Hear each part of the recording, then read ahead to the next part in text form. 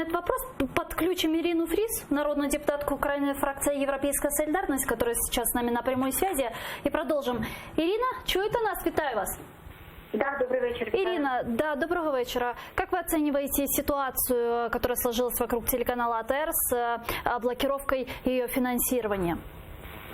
Це ганьба державної влади, яка в такий спосіб формує інформаційну політику. Адже закриття єдиного кримсько-татарського телеканалу вважає неприпустимим з огляду на те, що ми маємо необхідність утримувати канали комунікації як з тимчасово окупованими територіями, так і підтримуючи переселенців тут. Что может сделать Европейская солидарность, фракция Европейская солидарность? Вы, как парламентарий, в поддержку телеканала АТР и возможного решения данного вопроса? Будемо вимагати від уряду відновити фінансування, тому що Верховна Рада ухвалила відповідне рішення для фінансування у 2020 році і зобов'язання уряду виконати це рішення Верховної Ради.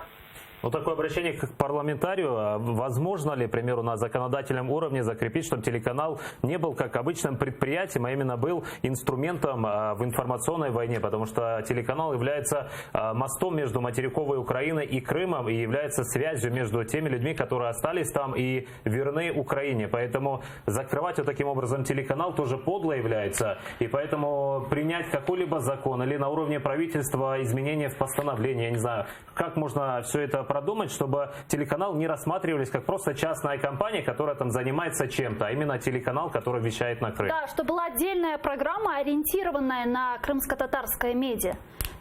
Ну, не тільки програма, я все ж таки притримуюся бачення, що це має бути збережено і це має бути безпосередньо кримсько-татарський телеканал, АТР в даному випадку, якщо ми говоримо.